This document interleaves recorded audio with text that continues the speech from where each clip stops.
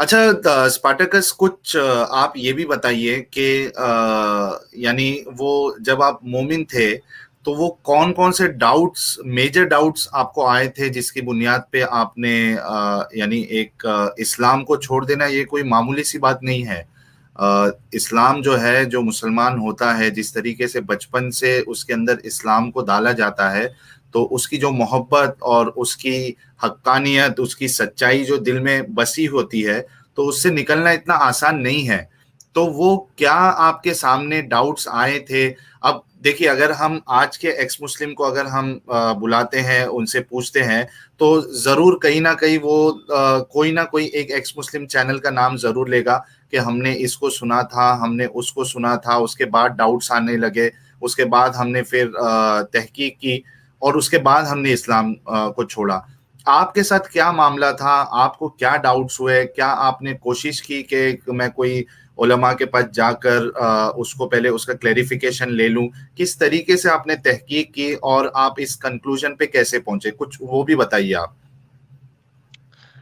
साहिल, हर इंसान की लाइफ में अगर आप एक्स मुस्लिम हैं तो इस बात का आप सेकंड करेंगे कि हम लोगों की लाइफ में जो ये जर्नी स्टार्ट होता है वो एक ट्रिगर मोमेंट से स्टार्ट होता है। हम्म। और ज़रूरी नहीं है कि वो ट्रिगर मोमेंट सिर्फ़ रिलिजन के हवाले से ही हो या रिलिजन की कोई चीज़ आपको ट्रिगर कर सकती हो। आपकी वो ट्रिगर मोमेंट घर से भी शुरू हो सकती है। ह्यूमन बिहेवियर की बात कर रहा था कि कैसे इस्लाम ह्यूमन बिहेवियर को अल्टर करता है और सारी ज़िंदगी जो है वो बच्चा पैदा होने के साथ ही जो है वो इस्लामिक नैरेटिव बिल्डिंग शुरू हो जाती है बच्चे के कान में अज़ान से ही। उसी तरीके से जो सबसे पहली जो डिस्क्रिमिनेशन मैंने देखी थी, वो अपनी फैमिली में ही देख ली थी।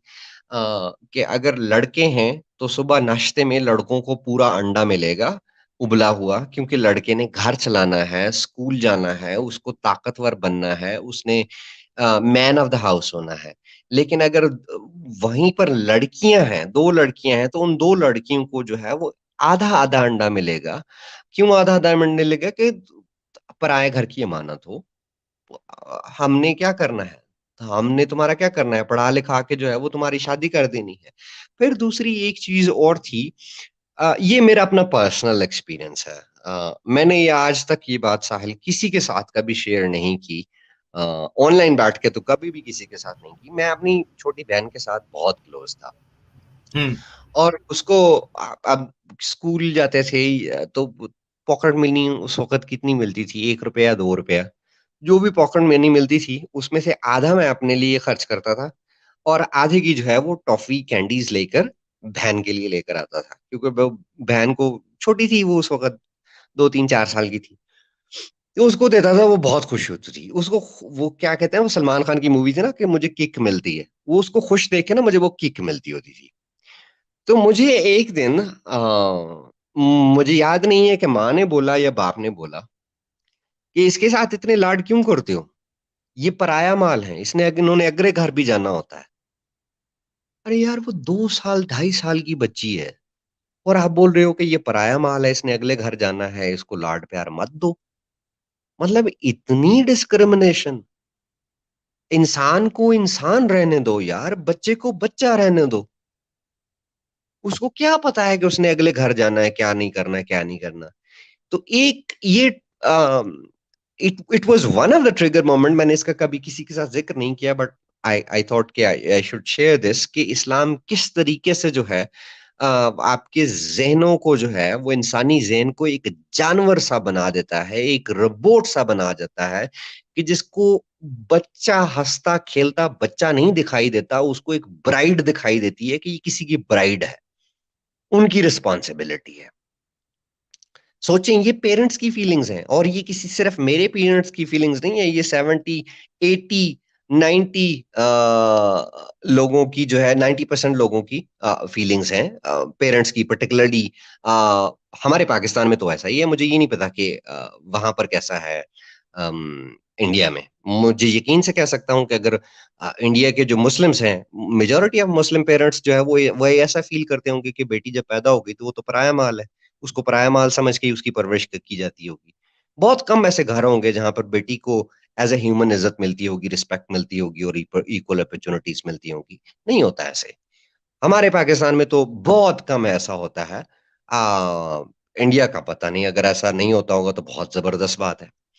फिर दूसरी चीज मैंने साहिल, ये बहुत सारी जगहों पर ये पहले भी बात की हुई है। अम, देखो, कहते हैं कि नमाज जो है वो बुराइयों से रोकती है। नमाज बुराइयों से रोकती है। और ये सोचकर हम ये हमें बचपन से पढ़ाया जाता है, नमाज बुराइयों से रोकती है, नमाज बुराइयों से रोकती है। लेकिन मैंने पहले भी जिक्र किया था कि हमें जब 5, 7, 8, 10 साल की उम्र से गुजर रहे होते हैं, तो हमें सिर्फ नमाज की नहीं किया जाता, मेरे साथ पूरा वो बाकी का बंडल भी जो है वो हमें पेश किया जाता है कि ए भी चुकना तुसी। उसमें फिर कुरान भी सीखना होता था। तो हम स्कूल जाने से पहले जो है वो सिपारा पढ़ने के लिए मौलाना साहब के पास जाते थे, इमाम साहब के पास जाते थे। वो इमाम जो 5 वक़्त की इमामत करवाता है, 5 ज़्यादातर उसकी दिन का हिस्सा, रात का हिस्सा जो है वो मस्जिद में गुज़रता है। अ, वुज़ू में रहता है हर टाइम। कुरान की तिलावत करता है। उसी बंदे को मैं देखता हूँ कि यार वो छोटे-छोटे बच्चों से जो है उनके हाथ अपनी चादर में डलवा कर उनसे मास्टरबेट करवा रहा है, मस्जिद में बैठकर। साहिल, ये मैंने बहुत सारे चैनल्स पर ये बात की है। मेरा ये जी। ट्रिगर मोमेंट था। हम्म, आई वाज़ यंग। लेकिन फिर ये ऐसा थोड़ी ना हुआ कि मैं उसी वक़्त ही कोई मुल्हिद हो गया या एथियस्ट हो गया, नहीं। ये ट्रिगर हम्म, मोमेंट था। फिर उसमें मेरा जो पहला जर्नी था ना, वो ये नहीं था कि मैंने अब मौलवी को जो है वो मास्टरबेट करवाते देख लिया, तो मैंने जो है वो इस्लाम को छोड़ना है। मेरी जो सर्च थी वो ये भी साथ-साथ थी कि सच्चा फ़िरका कौन-सा है? सच्चे मज़हब की बात नहीं कर रहा, सच्चा फ़िरका हाँ, कौन-सा है? ये बहुत बहुत बड़ी मुश्किल हो जाती है मुसलमानों के लिए ये ढूंढना। हाँ। हाँ, हाँ, हाँ, हाँ, हाँ। अब उसमें अब बहुत सारी किताबें हैं, हर फ़िरके की अलग-अलग चीज़ें हैं। वो मौलाना अशरफ अली थानवी की बहिश्ती ज़ेवर है। फिर बहारुल अनवार है उनकी, क्या कहते हैं, हमारे जो शिया दोस्त हैं, और सबसे बड़ी नहजुल बलागा है। आहाहाहा! क्या किताब है। अगर आप किसी दिन नहजुल बलागा पढ़ेंगे ना, तो आप हज़रत अली की वो बोंगियाँ को पढ़ने को मिलेंगी, जो आप आइंस्टाइन को भी वो पीछे छोड़ जाता है, स्टीवन हॉकिंग को भी वो पीछे छोड़ जाता है। हाँ, हाँ, वो हज़रत मौला अली जो है ना, वो बहुत बड़े साइंटिस्ट थे। उनको तो नोबेल हाँ, प्राइज़ अब मिलना चाहिए। किसी ने शायद नहजुल बलागा नहीं पढ़ी। पर इस तरह की मतलब फ़िरकों की किताबें पढ़ी। इवन कि मैंने अहमदियों पर, कादियानियों की जो है वो उनके ऊपर काफ़ी स्टडी की। मिर्ज़ा गुलाम अहमद कादियानी की उसने शायद 84 बुक्स लिखी हैं, 84 या 86 बुक्स लिखी हैं। लेकिन उसमें से मैंने कुछ ही पढ़ी थी, रूहानी खज़ाइन पढ़ी थी। उसके अलावा अम, उनकी एक और बुक थी, नहीं वो उसकी नहीं है, उनके शायद बेटा था या भतीजा था, मिर्ज़ा ताहिर अहमद। नॉलेज, रैशनैलिटी, उर्दू में उस बुक का नाम था इल्हाम, इल्म, अक्ल और सच्चाई। बड़ी ज़बरदस्त बुक है। वो अगर आपको किसी को टाइम मिले, ये जो सुन रहे हैं, तो वो पढ़िएगा, मिर्ज़ा ताहिर अहमद ने लिखी थी, बड़ी ज़बरदस्त बुक है। उर्दू में उसका नाम है इल्हाम, इल्म, अक्ल और सच्चाई। मुझे अब इंग्लिश में उसका नाम एग्ज़ैक्टली याद नहीं आ रहा। वो पढ़ी, स्टडी किया। फिर जब ये सारी फ़िरकों वाली सर्च में चल रहा था, मैंने आपको बताया था ना कि मेरी ये सर्च काफ़ी लंबी थी और काफ़ी लंबे साल की थी। तो मैं एक सवाल ट्रिगर किया। वो सवाल ये था कि फ़िरके क्यों? मज़हब क्यों नहीं? मज़हब कौन-सा सच्चा है? फिर इ मेरे पास इंटरनेट की एक्सेस आ फिर गई। ये ये शायद स्पार्टैकस। सुनिए, सुनिए, सुनिए, सुनिए, सुनिए। हाँ, ठीक है, मेरे पास ठीक फिर है।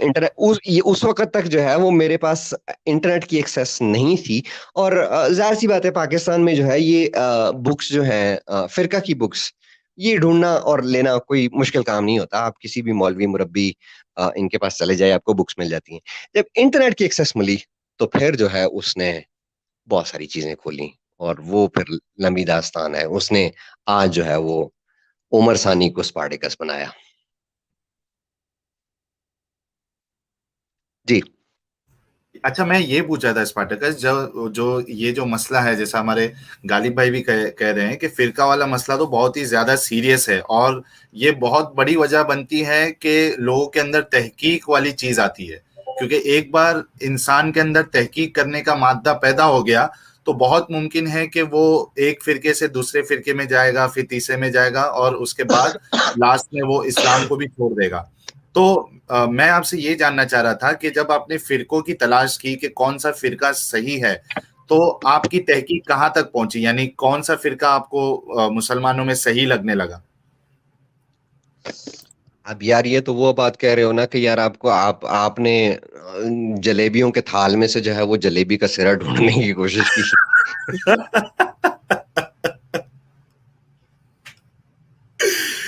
तो कोई कोई ऐसा लगा भी या नहीं लगा कि ये इस्लाम के बहुत ज्यादा करीब है? यार नहीं, मुझे इससे फर्क नहीं पड़ता कि कौन सा फिरका इस्लाम के ज्यादा करीब है या नहीं। मुझे हम्म। क्योंकि आपको मैंने बोला था कि मेरा ट्रिगर मोमेंट, जो ट्रिगर मोमेंट्स की जो मैंने बात की, जो ह्यूमन राइट्स की बात की, मुझे जो फिरकों पे तहकीक की थी वो शायद इस वजह से थी। ये शायद इस वजह से, मतलब मेरे कहने का मतलब ये है कि ये वजह भी थी कि मैं ये देखना चाह रहा था कि ह्यूमन राइट्स किस फिरके में सबसे ज्यादा है, कहां पर डिस्क्रिमिनेशन कम है, कहां पर जो है वो कौन सा ऐसा है जो ह्यूमन नेचर के क्लोज है, और रैशनैलिटी के क्लोज है। कोई ऐसी बातें जहां पर आपकी इंसानी अकल जो है वो तस्लीम करती हो। मतलब वो स्टोरी ना हो कि यार वो एक अल्लाह के अर्श के नीचे एक फरिश्ता है और वो उसकी शक्ल कुकड़ जैसी है और कुकड़ उसको देख के जाने देते हैं, मतलब ये वाली बकवास कम कम हो उसमें। मुझे कुरानिस्ट वाले जो है वो थोड़े बेटर लगे थे, लेकिन कुरानिस्ट वालों की फिर प्रॉब्लम ये है कि वो फिर जो है ना वो आए बाएं शाएं उसमें बहुत हो जाती है, क्योंकि कुरान खुद एक लूली लंगड़ी किताब है। और दूसरा ये है कि पीस के हवाले से जो अहमदी फिरका है, आपको ये होते, मैं सॉरी, मैं अपने खुल के जबान यूज करूंगा जो मैं करता हूँ। ये किसी बाकी मुस्लिमों से काम हरामी नहीं है, लेकिन टेररिज्म के मामले में इनकी जो है स्टांस बहुत मुझे अच्छा लगा। क्योंकि ये जहाद बिल सैफ को जो है वो कंप्लीटली क्या कहते हैं, डिसोन करते हैं। वो कहते हैं कि ये जहाद बिल सैफ नहीं होता, जहाद बिल सैफ का टाइम गया, अब जहाद बिल कलम का टाइम है। आप इर्द गिर्द अगर आपकी कम्युनिटी में अगर अहमदी मुस्लिम अगर आपके रहते हैं ना, तो आपको बहुत पढ़े लिखे हुए, बहुत पढ़े लिखे और बहुत सुलझे हुए नजर आएंगे। तो ये मुझे दूसरों से कंपैरेटिवली थोड़े बेटर लगे। हम्म। लेकिन अहमदियों का मसला ऐसा है कि मेन स्ट्रीम इस्लाम तो उनको मुसलमान ही नहीं मानता। जो मेन स्ट्रीम फिरका, जितने फिरके हैं, वो तो अहमदियों को मुसलमान मानता ही नहीं है वो। वो तो भाई वो तो एक लंबा टॉपिक चला जाएगा ना। वो तो मानते ही नहीं है। और फिर दूसरी बात ये है कि फिर उनकी उनके अपने अंदर बहुत सारी प्रॉब्लम है। मैंने अहमदियों के अगेंस्ट भी एक वीडियो बनाई थी। उनकी अपनी जमात के अंदर बड़े बड़े प्रॉब्लम्स हैं, बहुत घोटाले हैं। देखो यार, रिलीजन हो, फिरका हो, कुछ भी हो, एक बात तो जो है ना वो गारंटीड है कि ये सारी चीजें, रिलीजन, फिरका, और क्या कहते हैं जो कल्ट फॉलोइंग है, पावर पावर पॉलिटिक्स के लिए होती है। आज अगर आप उन अहमदियों के खलीफा को देखें तो मेरे ख्याल में वो ब्रिटिश पीएम की इतनी सिक्योरिटी और इतना प्रोटोकॉल नहीं होता होगा जितना उसका होता है।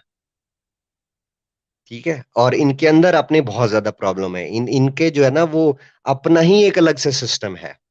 इनका अपना अलग से इतना कॉम्प्लेक्स सिस्टम है साहिल, कि अगर एक, आप suppose you are Ahmadis, you are Qadiani, अगर आप किसी नॉन अहमदी से शादी कर लेते हैं ना, तो पूरी की जी। पूरी जमात, पूरी की पूरी जमात, दुनिया में कहीं पर भी कोई भी अहमदी होगा, आपका नाम हर मस्जिद में अनाउंस होगा कि साहिल के साथ बॉयकॉट जो है करना।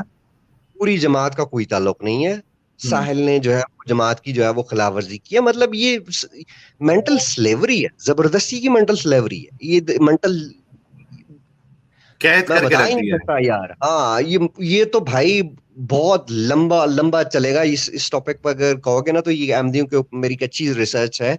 और इनको मैंने करीब से ऑब्जर्व किया है। किसी दिन अकेले सिर्फ अहमदियों पर स्ट्रीम रख लेना, मैं इनके पोल भी जरूर खोल जरूर। दूंगा। जी चलिए, आप आगे बढ़िए फिर। अभी जो इस्लाम के बारे में किस तरीके से आपने यानी आपके अंदर जो डाउट्स बढ़ता गया, वो आप कंटिन्यू करिए।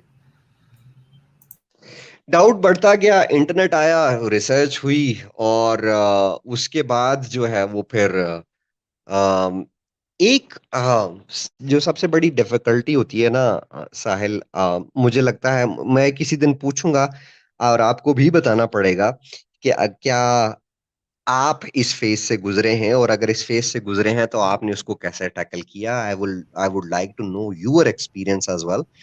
और जी आपके एक्सपीरियंस पर भी जो है वो मेरे ख्याल में हमें एक्सट्रीम करनी चाहिए। मेरा बिल्कुल, तो आप सबको मुझे पता ही अपने है। चैनल पे, आप अपने चैनल पे बुला लीजिएगा। मैं डेफिनेटली मेरी जो कहानी है वो मैं बता दूंगा और किस तरीके से इस फेज से मेरा गुजर हुआ, वो डिटेल में हम जरूर शेयर कर सकते हैं। देखो साहल, 2009 तक जो है ना, मुझे अब एग्जैक्टली मंथ तो याद नहीं है, बट मुझे लगता है कि 2009 या 8 का एंड होगा या 9 का स्टार्ट होगा। I was not believing in religion any more. मैं अगर नमाजें भी पढ़ता था तो मैं कहता था कि यार क्या कर रहा हूँ भाई, क्या मुसीबत है यार, क्यों पढ़ जा रही हैं। मैं अभी कुछ दिन पहले अपने एक दोस्त के साथ कॉल पर था, और हम दोनों जो है अपने एक्सपीरियंस शेयर कर रहे थे उस टाइम के, जिस टाइम का मैं अभी आपको बताने वाला हूँ। हम सब के ऊपर एक टाइम ऐसा आता है कि जब हम रिलीजन तो छोड़ देते हैं, एक्स मुस्लिम तो बन जाते हैं, लेकिन एक्स मुस्लिम अनाउंस नहीं करते अपने आप को, क्योंकि उसकी कॉस्ट का हमें अंदाजा होता है कि जिस दिन हमने अनाउंस कर दिया उसकी कीमत कितनी बड़ी चुकानी पड़ेगी। तो वो हम क्लोजेटेड एथियस्ट जो है, क्लोजेटेड नॉन बिलीवर्स जो है वो बन जाते हैं। और फिर वो एक क्या कहते हैं, प्रिटेंड करते हैं कि we are Muslim but we are no longer Muslim. और उसमें फिर काफी फनी इंसिडेंट भी होते थे। उसमें काफी फनी इंसिडेंट ऐसे होते थे कि रमजान के महीने में अब रोजे भी रखने हैं। अब गर्मियों के रोजे हैं, 45 प्लस टेम्परेचर है। सुबह चलो खाना तो खा लिया, अब दिन में भूख लगी है। मुसलमान तो है नहीं, और ना ही हमने रोजा रखा हुआ है। तो वो फिर घर से कोई रुपया 2 रुपया चोरी किया, पैसे थोड़े चोरी किए, निकले, और कहीं बस पकड़ी, दूसरे गांव गए। रास्ते में वो होटल होते थे ना, शायद आपको तो ये एक्सपीरियंस नहीं होगा because you are not from Pakistan. तो उसमें रोड साइड होटल होते हैं जिन्होंने पर्दा लगाया होता है मुसाफिरों को खाना खिलाने के लिए। मुसाफिरों को इजाजत होती है कि वो रोजा ना रखें, तो मुसाफिर बन के जाके लंच करते होते थे, और घर आके शाम में अफ्तारी पे भी जो है वो, हा अम्मी बहुत भूख लगी है, बहुत भूख लगी है, बड़ी प्यास लगी है, आज रोजा बहुत लगा है। तो वो नाटक भी करने होते थे। तो ये 2-3 साल का एक लंबा अरसा था। 2011 में मैंने, मेरे साथ जो, मैं उस डिटेल्स में नहीं जाना चाहता, when I was kidnapped bye Muslims and tortured, उसकी, तो उस वो जो 2-2.5 साल थे उसमें वो एक फन भी था, लेकिन वो 2-2 साल एक बहुत एक थॉट प्रोसेस के हवाले से एक लर्निंग फेज भी था, जहां पर एक डिसीजन लेना था मुझे कि क्या मैं एक ड्यूल लाइफ जी सकता हूँ। Dual life in the sense कि एक दोगली जिंदगी, जहां लोगों के सामने तो मैं मुसलमान हूं लेकिन अंदर से मैं मुसलमान ना हूं। उसका फ़ायदा मुझे क्या था? मेरी बहनें भी मेरे साथ होतीं, मेरे माँ-बाप भी मेरे साथ होते, किसी मुस्लिम से शादी भी हो चुकी होती, बच्चे-वच्चे भी हो जाते, लाइफ़ सेट होती। लेकिन वो मेरी ज़िंदगी, मैं अपनी ज़िंदगी के साथ ही धोखा कर रहा होता। एक झूठ की ज़िंदगी गुज़ार रहा होता। और ये टॉर्चर, मेरे अंदर हिम्मत नहीं थी कि मैं ये टॉर्चर रोज़ का सहता। रोज़ अपने आप को बताता कि तू झूठ की ज़िंदगी जी रहा है, और रोज़ अपने आप को कन्विंस करता कि कल भी तुमने झूठ की ज़िंदगी जीनी है। ये नहीं हो सका था। और फिर जो फैमिली पे रिवील हुआ, देखिए, ये क्या मैंने आपको शायद पहले बोला था कि freedom comes with a price. लेकिन freedom also came with an experience. मैंने ऐसी-ऐसी चीज़ें एक्सपीरियंस की जिन्होंने मुझे बहुत कुछ सिखाया। मेरा एक दोस्त था, जिस दोस्त पर मुझे इतना भरोसा था कि शायद मुझे अपनी माँ, बाप, बहन, भाई पर भी शायद भरोसा ना हो। मैंने सबसे पहले उसके सामने रिवील किया था, उसके साथ झगड़ा किया था। मैंने कहा यार तू एक बात बता कि अगर एक बंदा एक 50 साल का बुड्ढा जो है, 9 साल की बच्ची के साथ जो है वो ऐन-ऐन करता है, तू उसको क्या कहेगा? तो उसने ना 2-4 गालियाँ कर दी उसको। उसको पता नहीं था कि मैं किसकी बात कर रहा हूँ। मैंने सवाल रेज़ कर दिया, मैंने कहा यार ये किया था, ये तो करने वाले हमारे आका थे। वो भाई बिफर गया, उधर हीटेड आर्गुमेंट 2-4 गालियाँ-वालियाँ ये वो आगे-पीछे दोस्त थे, चला गया। मैंने कहा अच्छा चलो कोई बात नहीं, इसको मैं जाके मना लूँगा। वो मेरे घर पहुँचा, मेरे घर वाले जो है मेरे मामू जो हैं वो ये जो तबलीगी जमात है ना, इनके बड़े फ़ाल और एक्टिव रुकन हैं। इतने एक्टिव रुकन हैं कि इनकी मेरे मामू की बीवी ने खुला ले ली थी कि ये तो मेरे हकूक ही पूरे नहीं करते, तो मैं इनके साथ क्यों रहूँ? मतलब वो इतने थे कि शादी तो कर ली थी लेकिन घर कभी भी नहीं टिकते थे, हमेशा वो तबलीगियों के साथ ही होते थे। तो और मैं सगे मामू की बात कर रहा हूँ और मेरे मामू ने जो है वो फिर ये मेरी माँ को पता लगा, मेरे दोस्त ने मेरी माँ को बताया, मेरी माँ ने मेरे मामू को बताया। मामू और माँ ने मिलके जो है वो फिर मुझे किडनैप करवाया, टॉर्चर करवाया। 3 दिन दिए मुझे कि घर इस्लाम वालों में ने वापस किडनैप आ। कराया आपको? हाँ? घर वालों ने किडनैप करवाया? सरकार सगी माँ ने। ओ हो। छोड़ो यार इन बातों की तरफ नहीं जाओ। मुझे इस डिटेल में नहीं पढ़ना है। ठीक है, आप चलिए। कॉज़ लेना शुरू करें या कोई और बात करें, इस टॉपिक पर नहीं जाना। चलिए, कोई ये नहीं, सारी आप डिटेल्स मैं इसको पहले बता स्किप। चुका हूँ।